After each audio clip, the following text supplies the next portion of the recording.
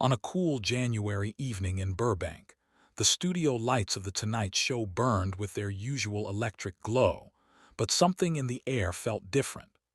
The audience didn't know it yet, but they were about to witness a moment that would become the kind of television legend people swear they remember exactly where they were when it happened. Backstage, crew members moved with the quiet efficiency of routine. Cue cards were stacked. Cameras were aligned. The band tuned their instruments with soft bursts of brass and piano. Everything was as it always was, except for a small, almost imperceptible ripple of tension traveling through the corridors. Out front, the familiar curtain parted, and Johnny Carson stepped into the spotlight, greeted by thunderous applause. Carson, ever the master of composure, flashed that effortless Midwestern smile, the one that suggested both mischief and control. He delivered his monologue with precision, drawing laughter in waves, his timing as sharp as ever. But even as he spoke, there was a faint spark in his eyes, the kind that hinted he knew something the audience did not. The show rolled on smoothly, jokes landed, the band played, commercial breaks came and went. Then, midway through the broadcast, Carson paused. He shuffled his notes with theatrical exaggeration, peering down as though something had caught him off guard. "Well," he began, his voice dipping into that signature tone of mock surprise, "we had a guest scheduled, but it seems there's been a bit of confusion." The audience chuckled politely, assuming this was another setup for a punchline. Carson looked toward the wings, squinting dramatically. "I was told our next guest might not make it tonight."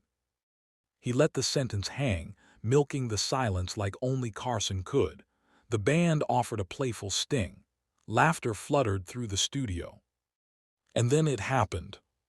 From the far side of the stage, not through the usual entrance, not with fanfare or announcement, a tall, unmistakable silhouette emerged. Slow, confident, effortlessly commanding. For a split second, the room didn't react. It was as though the collective brain of the audience needed time to reconcile what their eyes were seeing. Then the recognition hit like a shockwave. Walking with that iconic, deliberate stride was John Wayne. The applause didn't build, it exploded. People shot to their feet. Some gasped. Others shouted. The sound was less like clapping and more like a stadium roaring. Even the band members, seasoned veterans of live television, broke into grins of disbelief. Wayne didn't rush. He never rushed.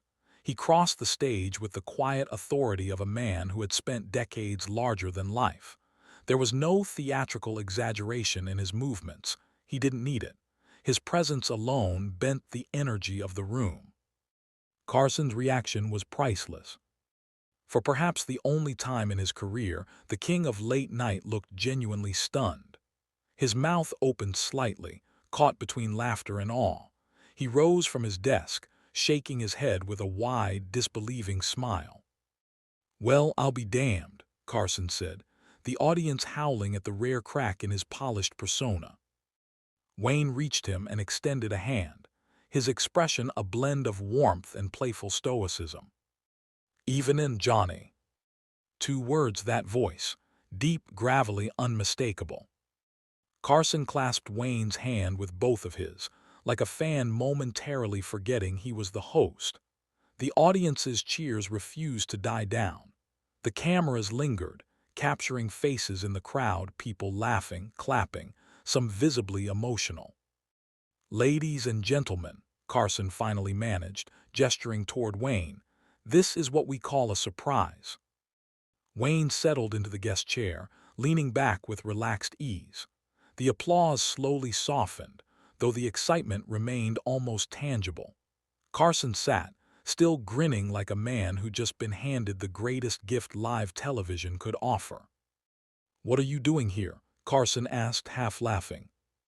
Wayne tilted his head slightly, eyes glinting. "Thought I'd see if you were working." The audience erupted again. It was the kind of exchange that couldn't be scripted, couldn't be rehearsed. 2 cultural titans sharing a moment that felt completely unscripted because it was. As the conversation unfolded, the magic only deepened.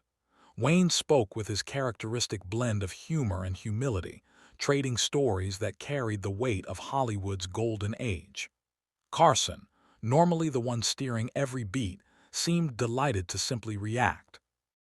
There was something profoundly human in the spectacle. Here was John Wayne, the towering symbol of American cinema, the embodiment of rugged heroism, casually strolling onto a talk show stage like he'd just wandered in from next door. No dramatic introduction, no hype, just presence.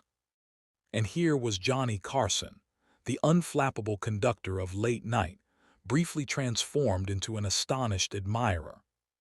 The audience sensed it too. This wasn't just entertainment. It was history unfolding in real time. At one point, Carson leaned forward, studying Wayne with mock suspicion. "You know, most guests wait to be announced." Wayne's reply was instantaneous. "Most guests ain't me." The laughter was deafening. But beneath the humor was something deeper, a reminder of the era Wayne represented. A time when stars carried mystique, when their appearances felt like events rather than obligations. His surprise walk-on felt almost mythic, like a gunslinger stepping into a saloon unannounced. As the segment drew to a close, the energy in the studio had shifted entirely. The broadcast had become electric, unpredictable, alive in a way television rarely achieves. Carson, regaining his rhythm but still glowing with amusement, turned to the cameras. "Well, I think we can safely say our scheduling department will never believe me again." Wayne stood, the audience already rising with him, applause swelling once more.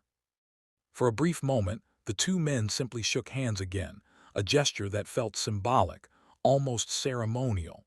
Old Hollywood meeting the modern age of television. Cinema's mythic frontier crossing paths with late night's polished stage. And just like that, John Wayne walked off, as quietly and confidently as he had entered. No spectacle, no lingering theatrics. Only the echo of thunderous applause and the unmistakable feeling that something extraordinary had just occurred. Years later, people would still talk about it. The night John Wayne didn't just appear on The Tonight Show, but claimed it, if only for a few unforgettable minutes. A surprise entrance that perfectly matched the man himself. Unannounced, unshaken, unforgettable.